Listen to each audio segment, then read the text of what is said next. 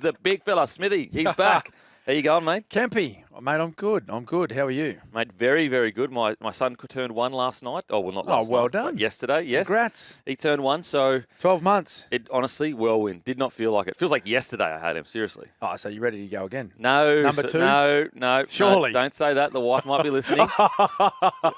Sorry. I've got you in a bit of trouble there. Mate, what about yourself? Footy's been absolutely crazy lately. It has been. Heating right up, isn't it? Ooh. It's getting exciting. There's a lot of big matchups coming up over the next couple of weekends. Only a few rounds left before finals, but there's a couple of teams they're playing for their season. Well, we've got a couple of teams vying for the top 4. Yep. But we've got a couple of teams down the bottom there that they are playing for survival. Yeah. What I like about it as well is the teams playing for survival. A few of them in form, whereas usually when there's teams playing for survival, they're slipping out of the 8. Yes, but you've got teams like Dragons that are obviously playing. You've got Broncos that have kind of bounced back in a way. Yep. So there's plenty of teams, and then you've also got teams that if they play well could make top 4, but if they go terribly, they actually slip out of the whole 8. The whole thing.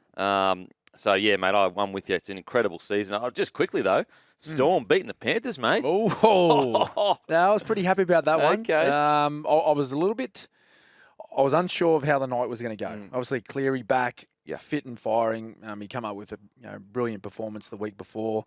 And that was going to be the big test for Melbourne, right? Because they hadn't been playing their best footy. And Craig Bellamy had come out and said, look, we've been very inconsistent this year with our performances. Yeah, we've had some really good games. We had some big wins, but we've had some average ones as well. We went Roosters, lost to Dragons. Yeah, at home, and then just beat someone. I can't remember, but it wasn't the best performance. But the Roosters was a good performance. Yeah, it was. Yeah. So that was the test, right? Yeah. That was the one where, Penrith, they were up and about. They were looking to try and equal the Storm at the top of the ladder that night, and we all know how difficult they are to beat at home. But that's the best team performance by the Melbourne Storm I've seen in quite some time. Probably it'd be over 12 weeks. Yeah, since I've seen a team performance like that from Melbourne. I thought their key players played really well together. Again, Jerome Hughes was unbelievable. He's in such great form. I thought Cam Munster and Harry Grant, I thought they didn't try to overplay their hand. Yeah. Right? They just chimed in when they needed to. And Munster, he'd only been back for a few games. I think that was his 4th game back. Just bided his time and hung out on that left-hand side, and he had some really nice touches throughout that match, which got Melbourne going on the front foot. But of course, you can't ignore the injury to Nathan Cleary. Yeah. In the back end of the game where he went off with that shoulder injury, that certainly helped Melbourne's cause because given what he'd done in the previous fortnight with their comeback victories, we all know what he can do there. So, but look, I think that's a huge confidence builder for Melbourne. They now have the Dolphins at home, and then a bit of not a tricky fortnight as far as results are concerned, but I guess Craig's got to weigh up when he rests players. If he does rest players, I think it will. I'm thinking it will be the Cowboys game. It's a 5-day turnaround. What about the Broncos game? No, I don't think so. Come on. Well, I don't think so. Give me something. I'm sorry, mate. And that could be the game where the Broncos are desperate to stay in the 8. Well, it could make or break their season, right? That's what I'm saying. That could be the game that gets them over the line. Hey, come on, mate. Hey, but you know what? Like that again. From a Broncos point of view, if he throws in all of his big guns, Craig Bellamy throws in all of his big guns for Storm. Well, at some stage, if the Broncos are to make the finals, at some stage they'll probably have to beat Melbourne anyway. Yeah. Absolutely. So they may as well do it in the last round to make the top 8. And to be fair, earlier in the year, it actually was a really close game. So it's not like they're a world apart in regards to how they can play. The Sharks defeat the Knights 19-18. And there was a massive controversy around some blockers, some sin bins. I mean, you name it, it's rugby league. We've got some audio here from Adam O'Brien. Shocked if anybody agreed. That was the 3rd infringement. And we only had 1 for slowing the ruck down. And on the 3rd one, he puts a bloke in the bin. Is that a harsh standard? That's just the 3rd infringement for the game. He goes to the bin. No, and I didn't think that. I thought theirs was a field goal as well. They come up over the summer and say, as long as the person is in an onside position to receive the ball. So in our case, it was Matt Croker. If the 9, doesn't pass to our goal kick, our field goal kick, if he passes to Croaks, it's not a forward pass. He's in an onside. But that's how they explained it to us, and that's how we all. But Graham will find a way to dress it up. Oh, and here's Graham allegedly dressing it up. Blocker, kicker, case closed, obstruction. And if that's dressing it up, I'll cop it on the chin. It's factual, it's the rules of the game, and players and coaches have to abide by those rules or suffer the consequences. Okay. Now, I think the only thing that maybe I'm just silly or dumb, and that's not out of the world of possibility. But in the field goal that the Sharks did score, there was a blocker or whatever. A player in front. Kaufusi ran through the line. And so, that's where I'm a bit confused. So you can have a blocker as long as they run through the line? Is that maybe situation? I'm also a bit confused that, I felt like we already had a rule for this. If the player got taken off their line, there was a penalty. Now, this idea that you can't have anyone in front, I think that I always feel like it's almost overcorrection to a degree. I'm not sure. I'm a bit confused about the whole situation. What do you reckon, Smithy? Well, the way Graham Annesley is talking about it is it seems pretty black and white to him, right? So he's pretty much saying that if you have any player in front of your kicker, that's considered a blocker. Whereas Adam O'Brien as coach is saying, well, I don't see our player as a blocker. I see him as an option runner. Yeah. Right? So if their dummy half actually chooses to pass to that guy in front of their kicker, which was Kalen Ponga in this circumstance, well, he's a ball carrier. And isn't that what we have in our game? Every single set. That's why there's a set there's a set play that every team has, right? That's run in pretty much every shift of play called a block. There's a block runner. Yeah, it's called a block. Yeah. A block run. That's why it's called a block. Yeah. Right. So defenders have to make a decision on who they're going to defend. Are they going to defend the front runner or are they going to defend the sweep runner? So in this instance, it's really just it's a block option. Yeah. Right? What if the dummy half does choose? Well, that's what I mean. He's in play. Yeah. That guy in front of Kalen Ponga. Who was it? Matt Croker. Is that who? Yeah, Croker, I think. Yep. Adam O'Brien said. Yeah. He's actually live. He's a live player. He's an option to receive the ball. Well, what if the dummy half looks up and says, "Oh, there's an option here. We could make a line break with Croker." Mate, I'm telling you right now, right? So, playing dummy half and being in those situations where we possibly might be looking for a field goal or we're in golden point, I 100% would look up at the defensive line, right, first. And if I seen someone with eyes just fixed on our kicker, I'd consider hitting that front guy. Yeah, yeah.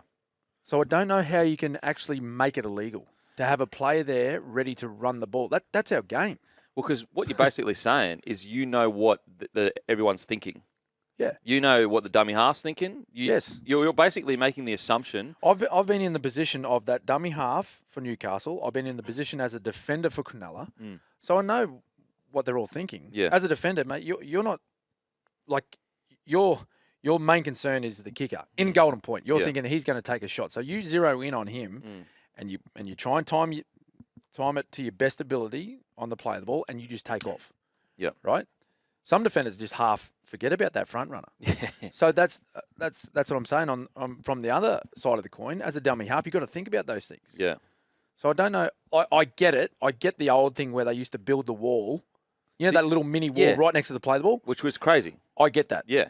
Yep. Get that out of the game. That is illegal. That is blockers. Yeah. So that's stopping the marker from getting out. Right. From allowing the marker to take the shortest route to go and put pressure on the kicker. And also the blockers never getting the ball and the blockers offside. Well, they're never going to get it. They're That's offside. Right, mate. Yeah. The dummy half can't pass on the ball.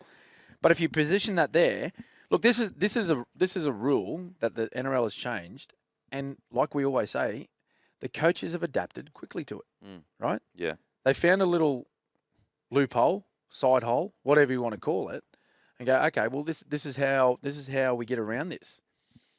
So I'm in agreement with Adam O'Brien on this one. Like, I get it if that blocker just stands there and he sort of shields Ponga. Yeah. You know what I mean? Like, and he's just got eyes for a defender, like they do for the escort rule with a kick. Yeah. Right?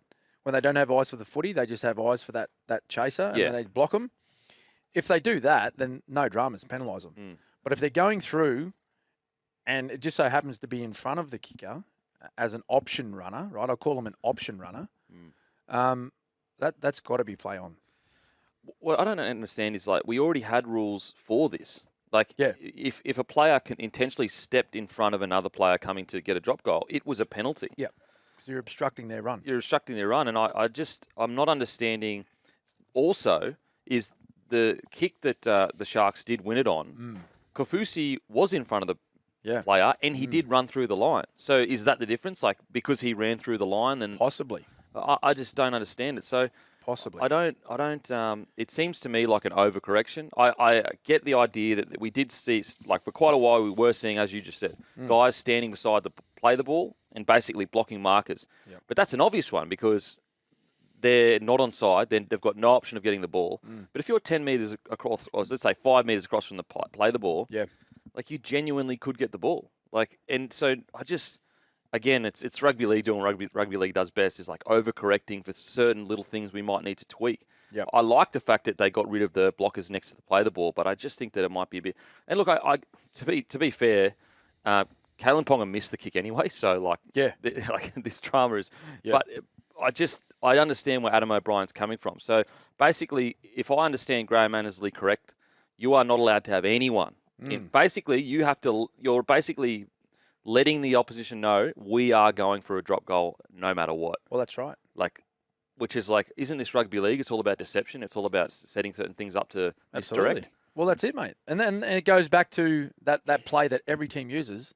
It's called a block play for that reason. Yeah. There's a front runner and a sweep runner out the back, right? So that's what you're trying to do. You're trying to force the defender to make a decision on who he's going to mark. And if he has that mismatch or the misread, well, then you pick the right option, and that puts a man into space. Also, what I don't get is, like... So why can we do that in general play but can't do it when we're attempting a field goal? Yeah. and what I don't get as well is, like, what if the person is actually not even blocking the play? Do you know what I mean? Like, let's say I'm 10 metres from the play of the ball, and Kalen Ponga is 5 metres, like, horizontally. So that's automatic penalty to the other team, even though I'm not even in front of Kalen Ponga. Like, you've got a direct line to him. But that's still a penalty. Yeah. I just feel like they've opened a can of worms. Like, I feel like Absolutely. I don't think there was anyone really in the rugby league community as a whole going, you know what, we need to fix? Yeah, we need to fix drop goals. I don't think that was an issue. No. I thought we had fixed it. Yeah, I thought that we got rid of the blockers next to the play the ball, and everyone knew if you stepped out of your line to get in someone's road, it's a penalty, and we all knew that. So, yeah, I don't get it. I don't get it. I think also, like, but mate, they're going to have to fix it quickly. Because we're coming into the biggest games of the year. Absolutely. And you can't tell me they're not going to come down to possibly field goals. Oh, of course they are. It's finals footy. That's what it's all about. I think also, like, let's just say everything Graham Annesley is saying is, correct and it's the right way to do things, and you totally agree with his interpretation of the rules. Yes. The fact that so many people in the game are confused means the communication hasn't been good enough, in my opinion. Yeah. Like, I follow the game. Like, I very closely. You couldn't follow the game more. Like, my whole life revolves around it. I wake up every morning, read everything you can about it. I talk about it all week. There's news coming out from you about the NRL before the NRL lets it go. It's 100%. You know what I mean? 100%. And even I'm confused. So I think that there needs to be a bit more clarity around that. Billy Walters, he's gone into bat for his coach, Kevin Walters, in regards to, some people... He was specifically talking to people that saying that Kevy's not the man for the job, but we've got the audio here. Let's hear it. Well, yeah, I'm a realist, Paddy, and I understand the situation with Broncos fans and the media and all that, when the Broncos aren't, aren't sitting in the eight. Well, it's certainly not done yet, but there's a lot of teams that, go through different times. Without going into too much detail, are we happy where we're sitting at the moment? No, we're not, but, we're doing our best to rectify the situation and get ourselves back on target. I understand there's angst out there, but I can assure you the Broncos are in great hands. We've got a good roster, good people in the building, for long-term, success, around the place. Defending our training, I mean, anyone that's been to our training, anyone that goes to any training sessions, they're not always exactly how you'd like them. I'm not sure who came up with that story, but it's pretty laughable, really. There we go, Kevy, talking about the pressure, or at least the talk around, what's going on at the Broncos. And, his son, Billy Walters, basically said, for fans out there that think that Kevy should go, they're not real fans. Right. So he's come out quite strong there. Yep. What are your thoughts, mate, on the whole situation, Smithy? Well, I understand that from Billy.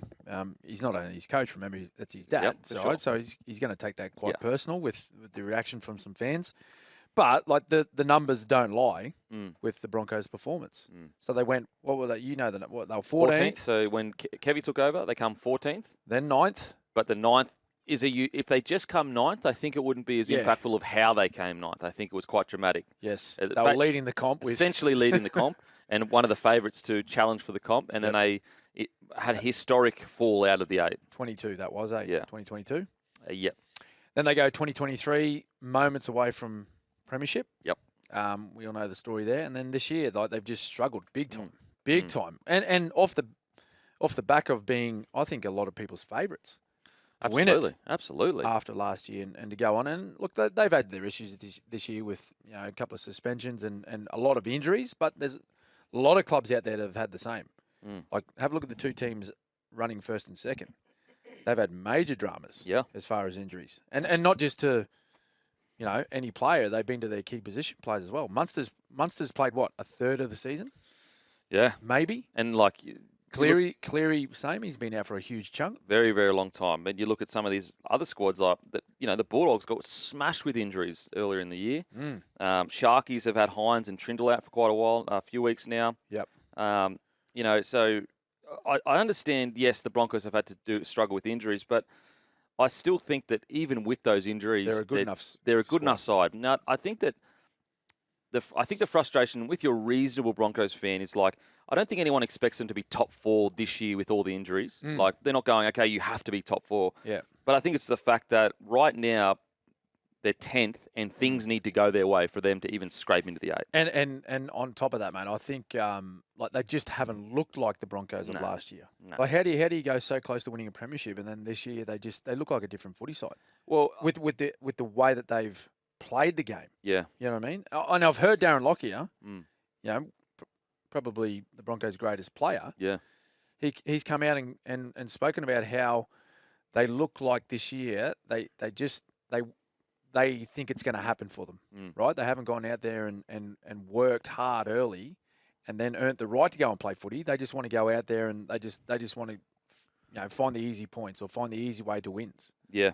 So I think that may be where some of the feelings or the thoughts on the Broncos fans are towards this footy side at the moment is that, like, if they actually went out there and earned the right to play footy, they'd be well and truly inside the top 8, I believe. Yeah, I think so too. And also, they had the second best defence last year. If you looked at certain stats, the best defence last year. Yep. Now their defence is sitting at 13th or 12th to 13th. So when you look at that, of course there's going to be questions around coaching and what's happening at training. Well, you're questioning attitude. For sure. Don't you? For sure. So I understand. Look, I don't think that people should be saying Kevy should go now. No. I don't believe that. No, I don't believe that at all. That's a bit dramatic. But I do think that heading into next year, there's pressure. There is pressure on.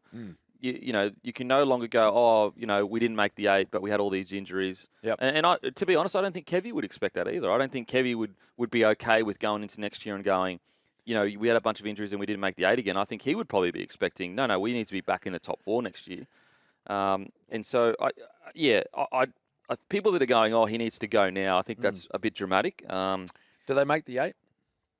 At this stage, I don't think they will. Really? So they have to win their last 3. Pretty much have to win their last 3. And look, all jokes aside, like a full strength roster of the Storm playing them, Storm heading into finals footy, gearing up to final. I'm just not sure whether because, mate, you've said it so many times. You don't just click your fingers and form comes again. It just doesn't happen. You might have one really big game. But the standards don't just... And look, mate, I want more than anything for them to go, you know what? win, win, win, Yeah. and then into the finals. Yeah. But that's just not usually how footy works. You just want usually the anyway. switch to flick. Yeah, it just doesn't. Now, I am really proud of the boys the way they ripped and teared against the Cowboys last week. Because like the thing that I want to see for the rest of the year is just a really good attitude. Yep. So like the attack stuff, I don't care at all about the attack stuff because it's whatever. Like you've got a great side, you're all naturally gifted. Yeah, we all know that. What I want to see from the boys going forward, and we saw this last against the Cowboys. Yep. Just ripping and tearing for each other. And if they don't make the 8, but they're ripping and tearing for each other, we can start to build towards next year. Well, they got the best possible chance to do it because the next 3 games are at home. Yeah. So they got Para this Friday night, a couple of nights' time. They play at Suncorp, and then they got the Dolphins, which is the Brizzy Showdown, the Brizzy Battle. What do they call it? The Battle of Brizzy. Battle of Brizzy.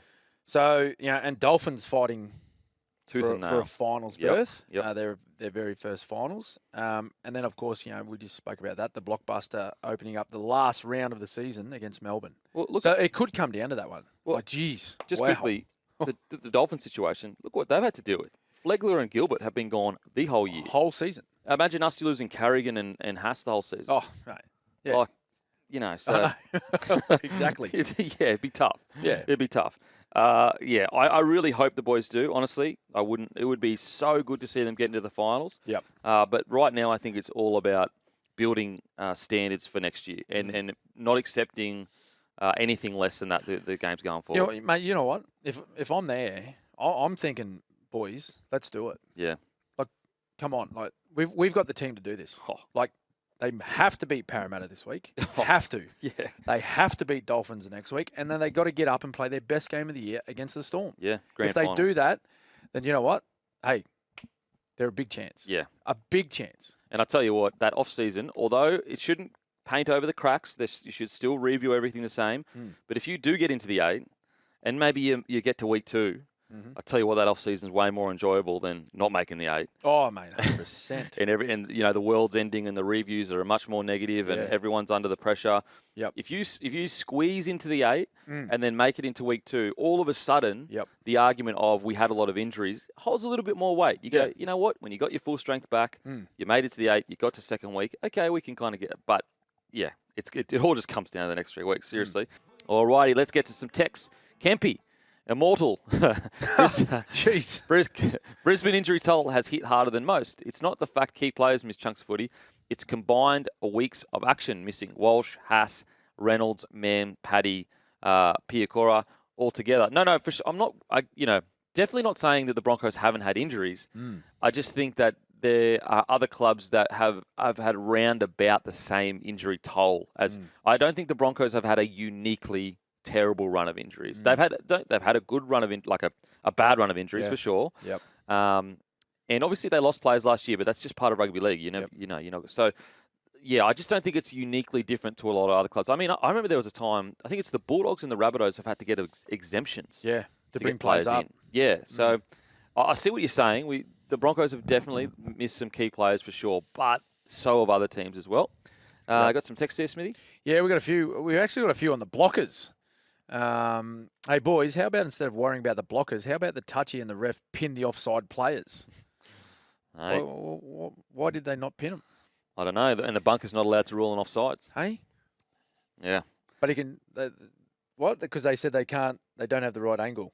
I'm sure. But they have the angle to say that there's a player in front of the kicker? Yeah, of course. They got that angle? They got that angle, yep. That's funny, eh? Yeah, I know. So funny. Yeah. I love it. Yeah. I love it. But golden point, right? Why don't we get both touchies on the defensive line and just watch? Just watch. You know what? You know how we can fix it all? And just go, but mate, I see it in junior football. Yeah. They tell the referee, mate, he's offside. Yeah, boom. Number 3's offside. Just go golden try. Come on. Let's just go golden try. Fix the whole thing. Then you're sorted. Hey, boys, field goal won't win it for you. Field goal won't win it for you. You can do it if you want, but it's golden try. Let's bring that in. Because then we don't have to worry about all this nonsense. That fixes everything. Everything. All these texts. Got some texts here. Hey, Dan, I'm still convinced you think Doggies fans should stay patient. Have you seen all the theories revolving around us winning the premiership Typical Broncos bias. Oh, I couldn't have been more. I don't think there's a man in rugby league that has been celebrating the Bulldogs. Yeah. In the 2024 season, and You've been talking them up every time we've spoken about. And what's the crazy is in the depths of the Bulldogs, when everyone was writing them off, Yes. I was sitting there going, "Stay patient, because They're coming good. They're going to come good." And now I'm getting crap for not saying they're going to win the comp. Oh yeah, that's the good stuff. I can't wait to see Belmore if the Doggies finish in the top Oh, four. mate. The top four. It'll be Public holiday. Shut the whole joint down. shut the joint down, Lock it in. mate. They beat the Raiders and they locked streets down. Mate, just fence it off and let's just go and just have a big party. One big party. Are we all invited? Yes, mate. I'd be down there. I'd be down there. Actually, you know after what? that text. If this I don't bloke's know. down there, I'm not down there. If this bloke's down there, I'm not down there. Boys, seriously, okay, no, that's the one you already read. Hey, boys, if the ball run-up kick is behind the front man, is that not an obstruction? Again, like I think... Well, that's what we tried to sort of talk about. Yeah, in the last... If there's a clear blocker and you're just standing there really just trying to impede defenders... Then, yes, you are. Obstruction. Yeah. But if you're moving and you're an option to receive the ball... Onside... How can you say you're a blocker? Yeah. And also, the way you're moving, like... You at some point you'll move, like they'll be able to move past you if you are moving through. If you know what I mean, like if you're running past, you won't really be impeded that much. It's when you're stopping and stepping to the left or right is when you really do impede people. Yes. Solution to the golden point blockers is golden try. Well, there you go. There you go.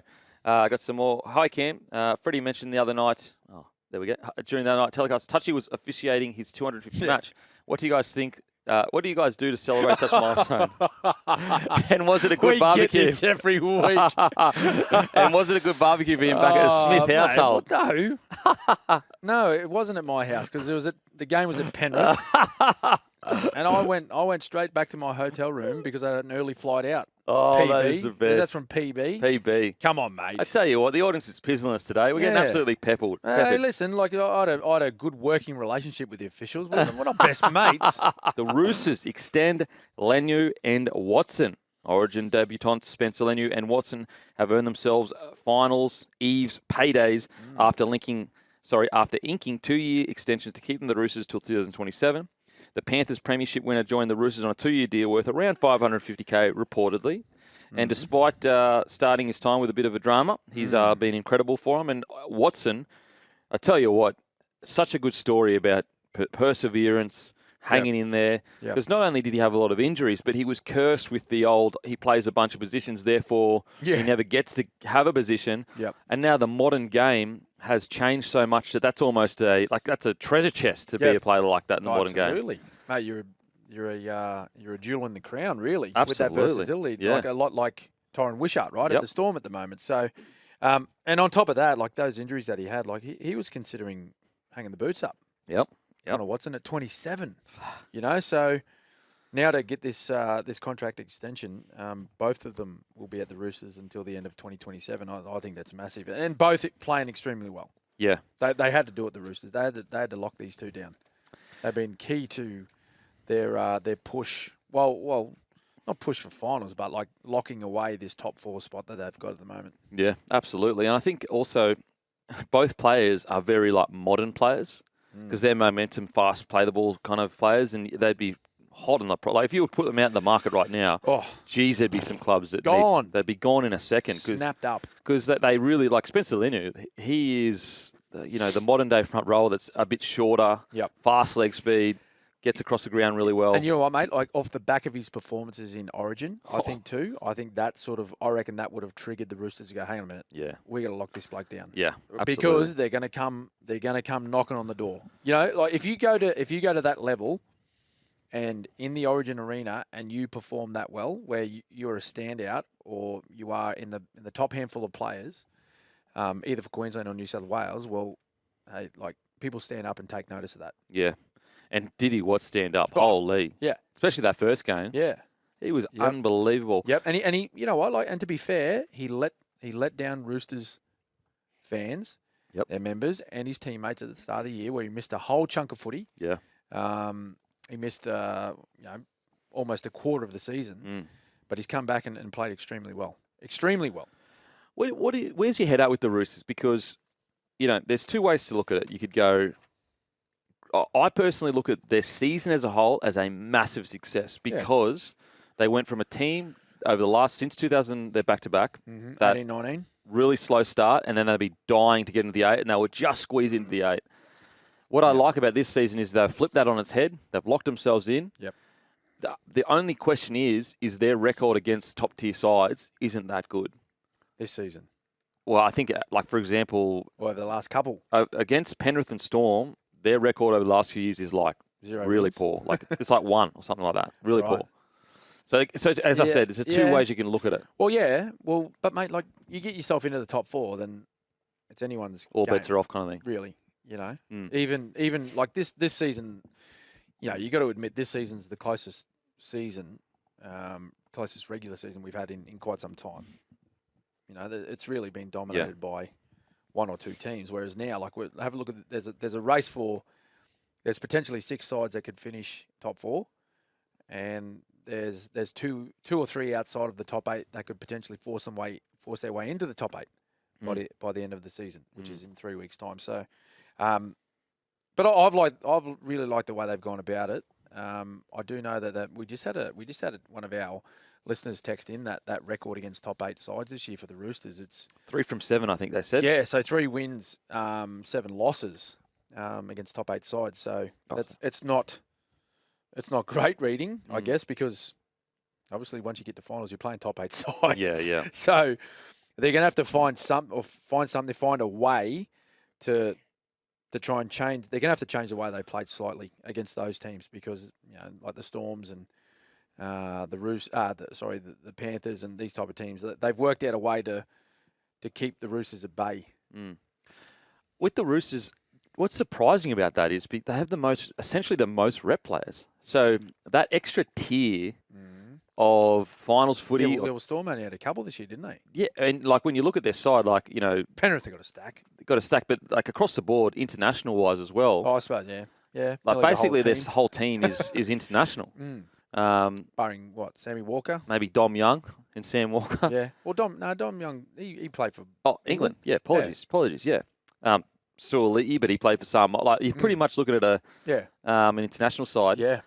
And that's what's, I guess, so surprising is that you would think that they, of all people, would know how to go to that next level when that top 8 side. Games. I personally think that I understand the record isn't that good to look at. I totally get it. But I do think that they're the kind of side, if they just get in the top 4 and you give them 2 cracks in the final series, especially it's the two shots of the bite of the cherry. Yeah, 2 bites of the cherry that I think is really important for the Roosters side because it is such a stacked side. Yep. Like, I can't see them playing poorly twice. If they were to go out like loss, it would have to take incredible performances from the opposition to make that happen. Yeah. So they're running pretty hot at the moment. They've won 3 of their last. So they've won 3 in a row, and they finished with Titans, Raiders, Bunnies. So it should go 3 or not. 3. Yeah. What are you thinking there from a point of view of you run into the finals? Like, essentially, you're playing teams that are gone. Well, yeah, they are. Like, they're gone. I mean, it's all not, 3 teams are gone. So is that a soft lead-in? Well, are you concerned for Roosters, given that that's a pretty soft lead-in, and they're going to have to get up and play Storm? Sorry, it's going to be Penrith or Melbourne. Yep. Most likely Penrith. Yeah. With possibly Nathan Cleary back for week 1 of finals. Angus Crichton will be running at him. 100% he'd be running at him. Ouch. You know what I mean? Would you be concerned as a Roosters fan? Is that a bit of a soft lead-in, or you're thinking next 3 weeks, hey, boys, go out there and build confidence, get your game right, and just be flying going into week 1? I wouldn't be concerned if our last game against a top-tier side was good. But I am concerned for the Roosters because the last game they had against a top-tier side was the Melbourne Storm, and they got completely dominated. Yeah. And so that's the worrying thing, is that in the back of their mind, the last time they played a top-tier side, it wasn't even close. Like, it was just a shutout, essentially nearly a shutout. Yes. However, I always get blinded with the Roosters with their side on paper. Yeah. And I just go, I can't for the life of me seeing them getting into finals footy and not making some kind of a dent if they've got 2 opportunities to do it. Yeah. I think at minimum a prelim. Anything less than a prelim for the Roosters this year is absolute disappointment. Well, given the position they put themselves in. Yeah. They've pretty much parked in the top 4, haven't they? Pretty much. Pretty much the majority of the season. Yeah, yeah. So I tell you what, Little bit of pressure. So they've played 21 games. Basically, the top 8 have all played 21 games, except for the Cowboys, who will now have their bye. Mm-hmm. So they're essentially locked into that top 4. Like it would be a disaster if they didn't. Matter of fact, if let's just say that the Panthers without Cleary struggled, Yeah. the Roosters could jump them. I highly doubt it, though. I highly doubt it because the for and against for Well, the funny thing is better for the Roosters. Actually, both teams are playing the exact 3 opponents in the last 3 rounds. no way. Yeah. So it's Raiders, Bunnies, and Titans. In that order for Penrith: Raiders, Bunnies, Titans, and the Roosters are Titans, Raiders, Rabbits. Wow. So And the Roosters have the best points differential in the comp by a mile. by a long way. So if the Panthers drop just one game, the Roosters could actually find themselves in second. Yeah. They're plus 243. Yeah, wow. It's huge. That is a huge. Like, there's no one else close. Yeah. Like, the next best is Sharkies plus 176. So they're a mile in front. Geez, that's impressive from the Sharkies, 176. Yeah. And the Sharkies is such a strange kind of team because I feel like they need to take another step to get into that top tier. Yeah. But I mean, at the same time, they're sitting in the top 4. They got the second best points differential. Like, what more could they do with what they've, Yeah, mate. Finishing top 4 in this comp is that's a big effort. You've had a big year. Well, look at the teams last year. So the Broncos are out the 8. The Knights are gone. The Warriors are gone. 3 teams that were in the 8 last year and also finished essentially in the top 5. Yeah. Gone. Yep. Wow. Yeah. So, but no, Roosters. Look, there's no doubt that they've put themselves in a great position to really go all the way this year. Yeah. And like, to be honest, if they get it right, as far as their game plan and their performance, they can win the whole thing. Yeah. They can win the whole thing. The only thing that's concerning for the Roosters and particularly their fans is that they haven't been able to find that performance against the good teams. Yeah. Right? Ooh.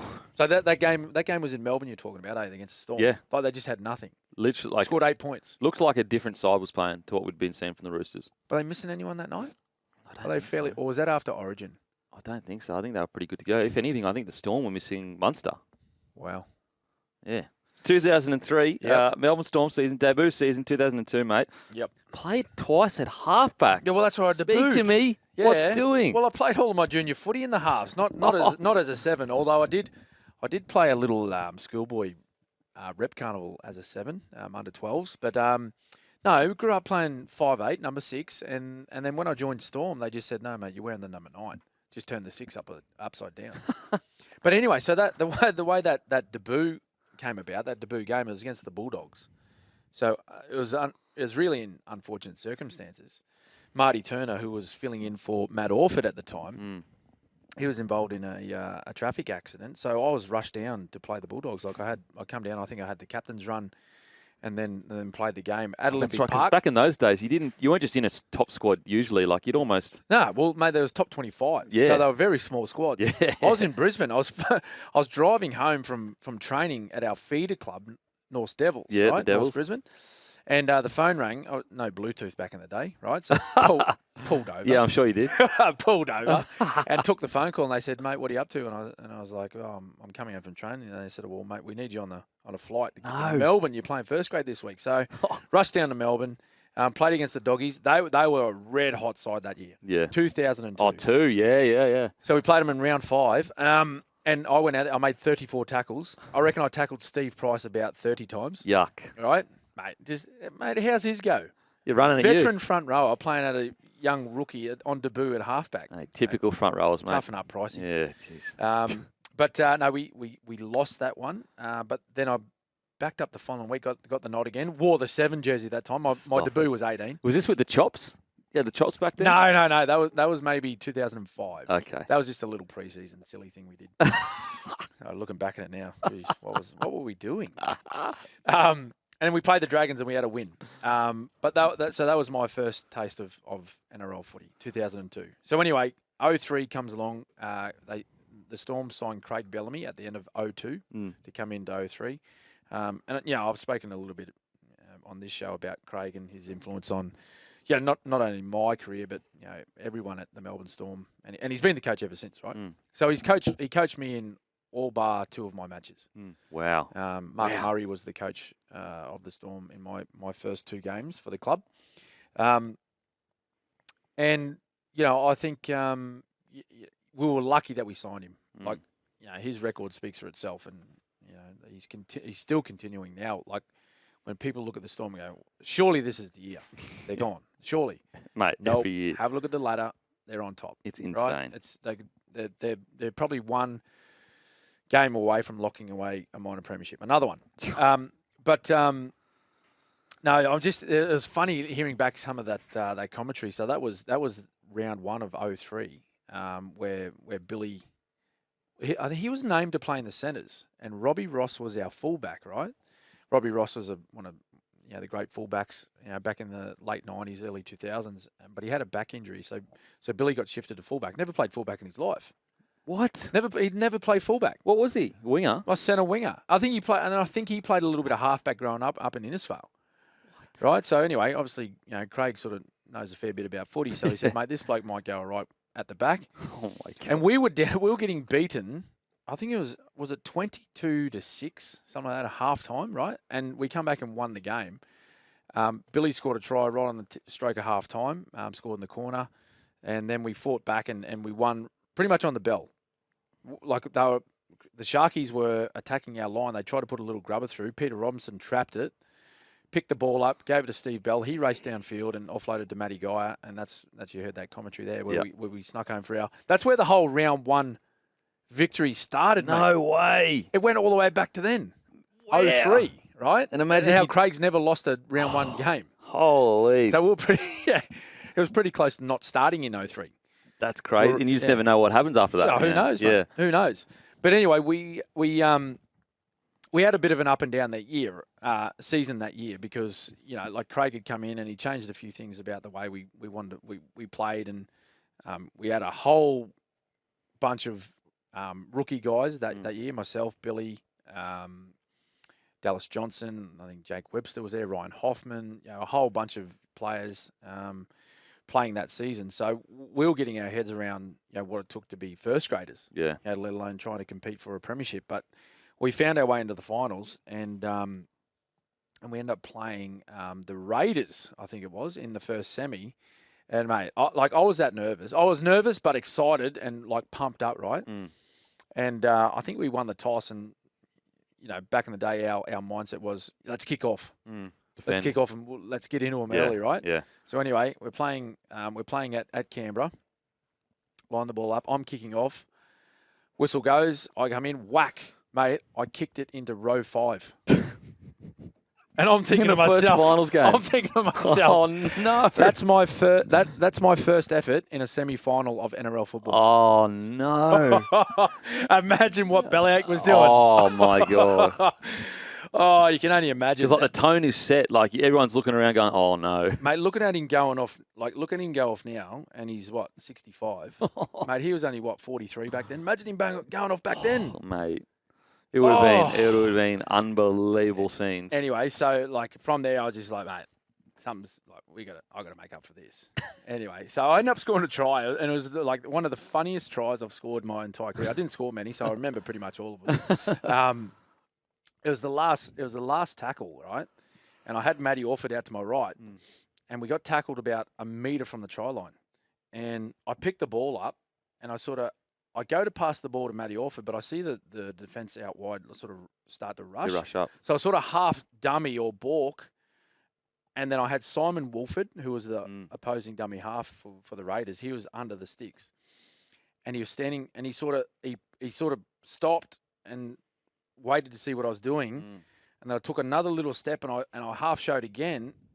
And I was sort of half feigning to kick as well. Yeah. And it got him stuck, and he was stuck in the mud. And it got him off balance, and he was half falling back. So I just dived at his feet, and I scored a try under the post. No way. So from what started as the worst start you could think of, in your first finals match, end up scoring a 4-pointer. And I think that was the last try of the game. I think we might have been up by maybe 6 or 8 points, and I scored that one that sort of locked in the win for us. But Then we ended up coming second week of finals, met the Dogs again, and again they were one of the best teams in the comp, and they spanked us. I think they beat us 30-blot. 30-0. Ouch. But it was a big year. What a year. Big first up year. So that would have been, so that's 2003? 3, mate, yep. And then it took Bellyache the next year, didn't she come like 4th or 5th? Mate, pretty much similar year. Yeah. Almost identical. And then we got beaten, we got knocked out by the Dogs again. So 4. Again. And then 04. 5 was the Tigers' year. Yep. 6 grand final, 7 premiership. Yeah. So it took 5 years to sort of to get there. 2005 was, mate, we come close in 2005. Yeah. So we got beat by the Cowboys. Get this, back in the day when all finals were still played in Sydney. Mm. So we played it was the North Queensland Cowboys versus the Melbourne Storm at the Sydney Football Stadium. Yuck. We had about 4,000 people there. It was hilarious. Oh, It was hilarious. yuck. But we got beaten by the Cows, and they went on to play the grand final. Yep. So that was a game. I believe that was a game to get into the prelim. Okay. So okay. we couldn't get, like, those first 3 years, we just couldn't get past week 2. And like we were talking about earlier, and I've mentioned a few times on the show, and this is from Craig Bellamy, was that, when you come to the last games of the year or the big games of the year, your performance usually reflects the year you have. Yeah. Or your season. Yeah. And it was up and down. Mm. Those first, 03, 04, 05, they were very up and down years until it clicked for all of us, and we're 3-4 seasons into our NRL career that we knew what it took to be consistent or to stay at a high level week in, week out. Yeah. And that's when we end up playing in the first grand final against the Broncos.